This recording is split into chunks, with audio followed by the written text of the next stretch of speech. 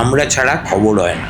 2001 সালে মমতা কংগ্রেসের সঙ্গে জোট করে, যে জোটটা আমার চোখের সামনে হয়েছিল। তারপরে বলে বেড়ায় যে আমি নাকি ওকে বাধ্য করেছি কংগ্রেসের সঙ্গে জোট করতে, because this woman can lie through her teeth. তো তারপরে আমি প্রতিজ্ঞা করেছিলাম এই মহিলার আর মুখদর্শনই করবো না। আজকে আমাদের সাথে আছেন সুমন চট্টোপাধ্যায়। সুমনদা, প্রথমত কেমন আছো? প্রথম কথা হচ্ছে, আমি তো লিখি বটেই, কিন্তু তুমি যেটা মেনশন করলে না, সেটা হচ্ছে আমি এই বৃদ্ধ বয়সে সিং ভেঙে বাছুরদের দলে ঢোকার মতো আমি কিন্তু এখন ইউটিউবার হয়ে গেছি।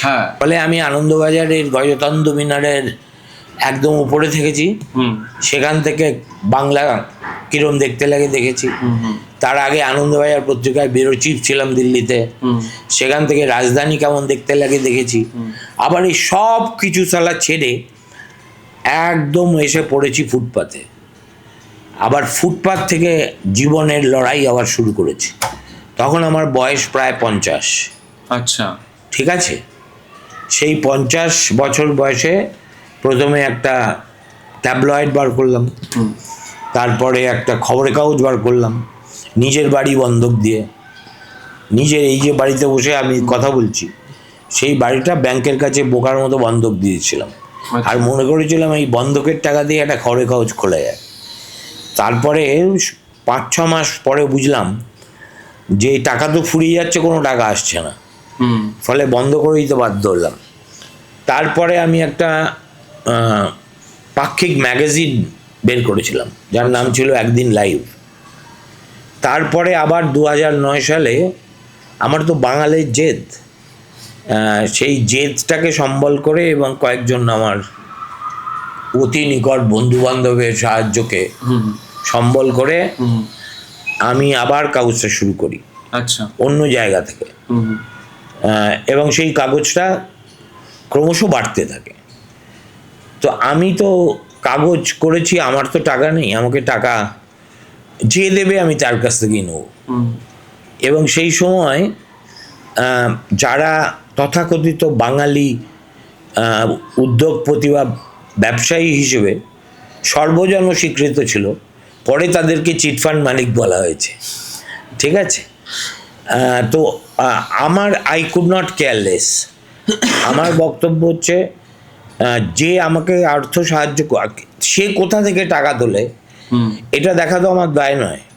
আমার কথা হচ্ছে আমি লিগালি তার সঙ্গে কিছু করছি কিনা, লিগালি কন্ট্রাক্ট করছি কিনা, এবং whether I have stand firm on my commitments and they have stood firm.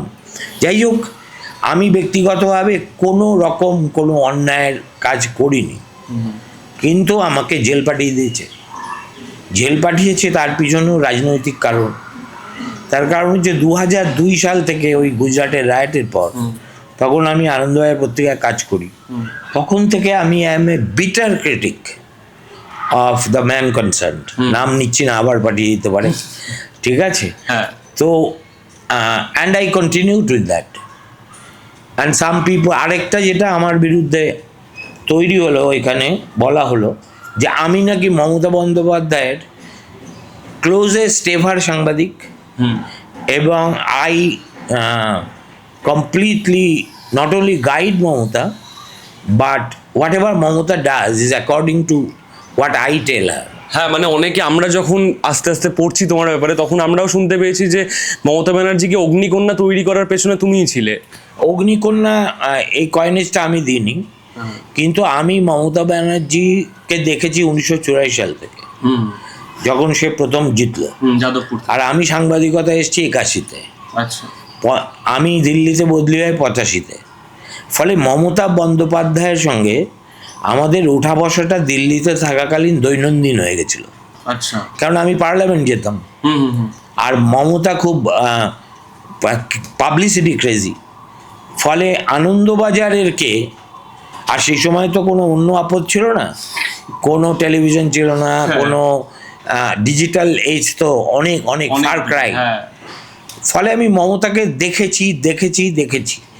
Then when I came to Kolkata in 1993, তখন আমি তো এলাম সাম্রাজ্যের অধীশ্বর হয়ে। ঠিক আছে, আমার মমতাকে প্রয়োজন ছিল, কেননা মমতা সোল্ড, অলরাইট।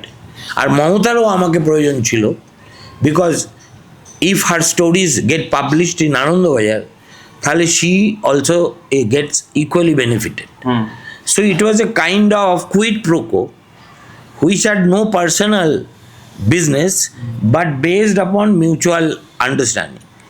সেইটা আমি অনেক দিন ধরে আনন্দবাজারের স্বার্থে করেছি। 2001 সাল পর্যন্ত মমতার সঙ্গে আমার সম্পর্ক ভালোই ছিল। 2001 সালে মমতা কংগ্রেসের সঙ্গে জোট করে, যে জোটটা আমার চোখের সামনে হয়েছিল। তারপরে বলে বেড়ায় যে আমি নাকি ওকে বাধ্য করেছি কংগ্রেসের সঙ্গে জোট করতে, because this woman can lie through her teeth. ঠিক আছে, তো তারপরে আমি প্রতিজ্ঞা করেছিলাম এই মহিলার আর মুখদর্শনই করবো না। 2001 থেকে 2011 এই 10 বছর আমি মমতার সঙ্গে কোনো সম্পর্ক রাখিনি। আমার কাগজ যখন একদিন 2009 বার করেছি, 2011 মমতা ক্ষমতা এসছে, আমি একদিনও যাইনি। আমি কোনো খবরটা করেছি মমতা জিতছে বা মমতার ওই ভিক্টরি র্যালি, সেটা আমাকে করতেই হবে, কিন্তু দেয়ার ওয়াজ নো পার্সোনাল রিলেশন। এবং আমি বিজ্ঞাপনের জন্য বা কোনো কিছুর জন্য ওর পিছন পিছন ঘোরা এসব করিনি। 2012 সালে সম্ভবত 11 সালের শেষেও হতে পারে, আমাকে হঠাৎ মুকুল ফোন করেছিল। মুকুল তখন আগে সর্বা আমাকে ডেকে বলল, দিদি ওকে বলেছে, নির্দেশ দিয়েছে যে সুবনদার কাগজটাকে হেল্প করতে। আমি বললাম আমাকে হেল্প করার কিছু নেই, কেননা পশ্চিমবঙ্গ সরকারের বিজ্ঞাপন ঈশ্বরের কৃপায় তোরা আসার আগে থেকেই বুদ্ধবাবুর জমানায় পাচ্ছি, একইভাবে ডিএভিপির ইয়েও পাচ্ছি, রেল মন্ত্রক সহ বহু কেন্দ্রীয় সংস্থার টেন্ডারও পাই। শোন, তুই আমাকে কি হেল্প করতে পারিস বল? তুই আমাকে কোনো হেল্প করতে পারবিও না।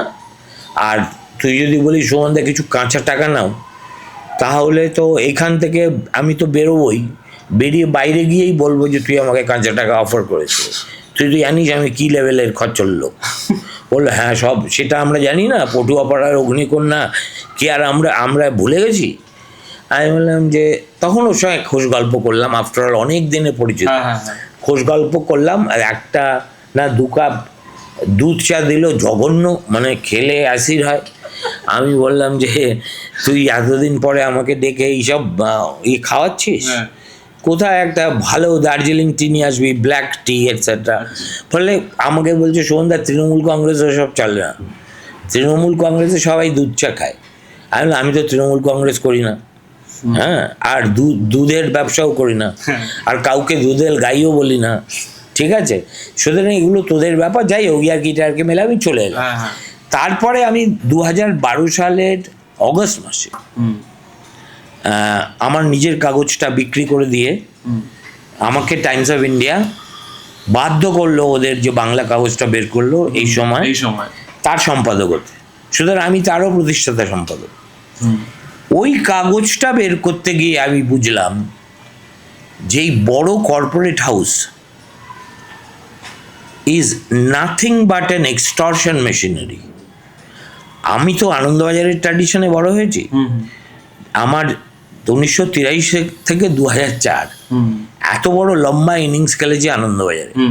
একদিনের জন্য আমাকে আনন্দবাজার কর্তৃপক্ষ, বিজ্ঞাপন দপ্তর, সার্কুলেশন দপ্তর এরা কোনো চাপই দেয়নি। ঠিক আছে, এই বিজ্ঞাপন বন্ধ হয়ে গেছে, ওই হয়েছে, সুতরাং তুমি একটু দেখে দাও, কোনো প্রশ্নই ছিল না। এই যে আইটিসির যিনি প্রয়াত চেয়ারম্যান যোগী দেবেশ্বর, তার সম্পর্কে টেলিগ্রাফ পত্রিকায় কি একটা লেখা হয়েছিল, উনি মনে করেছিলেন এটা ডিফর্মেটরি। 500 কোটি টাকার মানহানির মামলা করেছিলেন টেলিগ্রাফের বিরুদ্ধে। ঠিক আছে, আমাদের সম্পাদক যিনি ওই লেখাটা লিখেছিলেন তাকে একটা কথাও বলেননি। রিলায়েন্স বন্ধ করে দিয়েছে, নাথিং ডুইং। তো আমি ওই সংস্কৃতিতে বড় হওয়া লোক, বুঝতে পেরেছিস?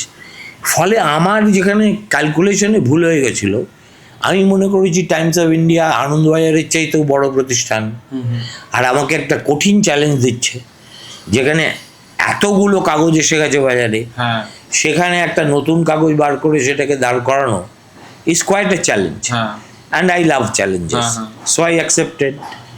তারপরে দেখলাম যে এই যত ছলছল করে তত গভীর তো নয়, উল্টে এরা যেসব কথা বলে লোকজনকে আকৃষ্ট করে আর কাজের বেলা ঠিক উল্টোটা করে। কেন বলছি এটা? আমি ওখানে জয়েন করার পরেই আমাকে টাইমস অফ ইন্ডিয়া থেকে, আমি বাংলাতেও লিখতাম ইংরেজিতেও লিখতাম, টাইমস অফ ইন্ডিয়ায় এই আমার 7 বছর 3-4টে পোস্ট এডিট ছাপা হয়েছিল। তার মধ্যে প্রথম পোস্ট এডিট আমি লিখেছিলাম, there is something rotten in the state of West Bengal.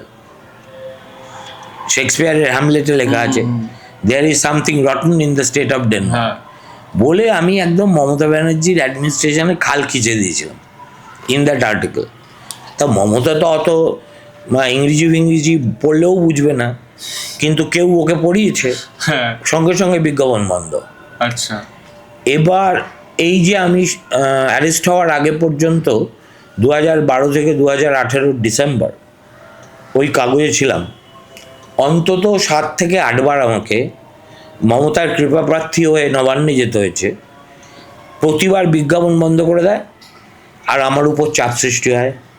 আমি প্রথম দিকে রেজিস্ট করতাম, দ্বিতীয় দিকে, আর আমিও তো আমার উপর চাপ সৃষ্টিটাও মোলায়েমভাবে করতে হয়, সেটা টাইমস অফ ইন্ডিয়াও শিখে গেছিলো। আমাকে যদি কেউ গান পয়েন্টে বলে এটা আপনাকে করতে হবে, আমি বললাম রইল ঝোলা চললো বলা, আমি চললাম। অভিক সরকার আমাকে অপমান করা শুরু করেছিলেন, সেই জন্যই আমি এবিপি আনন্দ ছেড়েছি, স্টার আনন্দ, নইলে জীবনে ছাড়তাম না। অনেকে বলে আমাকে নাকি ঘাড় ধাক্কা দিয়ে তাড়িয়ে দিয়েছে, অমুক তমুক, এসব লেখা হয়। কে যে তাদেরকে কি বলে আমার তাতে কেউ যায় আসে না। তো তখন তো আমি একটা পরীক্ষার মধ্যে আছি, অর্থাৎ একটা আনসার স্ক্রিপ্ট আমাকে দেওয়া হয়েছে, আমাকে ফার্স্ট ক্লাস পেতে হবে, I have to establish this paper. আমার সঙ্গে প্রায় 100 জন সহকর্মী কাজ করে। ধীরে ধীরে আমি জানতে পারলাম যে আমাদের কাগজটার যে রেভিনিউ, অ্যাডভার্টাইজমেন্ট রেভিনিউ, তার 40% আসে সরকারি বিজ্ঞাপন থেকে। আনন্দবাজারে এইসব বিজ্ঞাপন বন্ধ হয়ে গেলে আনন্দবাজার পুছেও দেখতো না, ঠিক আছে?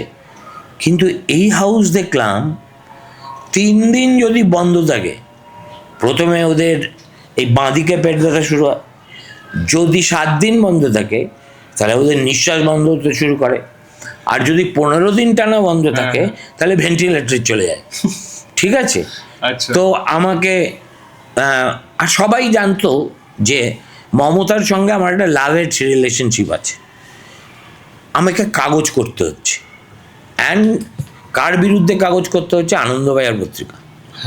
আনন্দবাজারের মালিক আমাদের টাইমস অফ ইন্ডিয়ার একজন খুব সিনিয়র জার্নালিস্ট, যিনি আমাকে রিক্রুট করেছিলেন আনন্দবাজার, না টাইমসে এই সময়, তাকে ডেকে বারণ করেছিল আমাকে নিতে। তার মানে হোস্টিলিটিটা কোন লেভেলের বুঝেছিস? এবং সে পরে আমাকে বলেছে, যখন আমি চাকরি পেয়েছি তখন বলছে, জানো সুমনদা, আমি নামটা বলছি না, আমাকে ডেকে উনি বললেন, খবরদার ওকে নিও না, ওকে আমরা একেবারে হাতে নাতে চুরির দায়ে ধরেছিলাম। আমি বললাম, ওই শুকর সন্তানকে বল যে কবে ধরা পড়েছিল, কিভাবে ধরা পড়েছিল, এটা আমাকে জানাতে বা তোর সামনে জানাতে। যদি এটা ও প্রমাণ করতে পারে তাহলে আমি টাইমস অফ ইন্ডিয়া কেন, আমি জার্নালিজম ছেড়ে দেবো, আর না পারলে ওকে গুলি করে দেবো। He happens to be one of the মালিকস অফ আনন্দবাজার। আজকে আমি কাউকে বলিনি, আজ বলছি।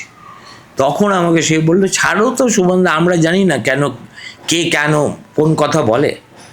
তো যাই হোক, তো আমি পড়ে গেলাম একটা ফাঁসাতে, যে একদিকে কাগজটাকে দাঁড় করাতে হবে। আমাকে টার্গেট দিয়েছিল টাইমস অফ ইন্ডিয়া কর্তৃপক্ষ, যে আপনি যদি 3 বছরে 1.5 লক্ষ করেন তাহলে we will take it as a rare achievement. আমি বললাম, তাহলে আমাকে বাদ দিন, আমি এই কাগজ সম্পাদনা করবো না। মানে আমি বললাম যদি আমি 1 বছরের মধ্যে 1.5 লাখ না করতে পারি তাহলে আমার জার্নালিজম করাটাই বৃথা।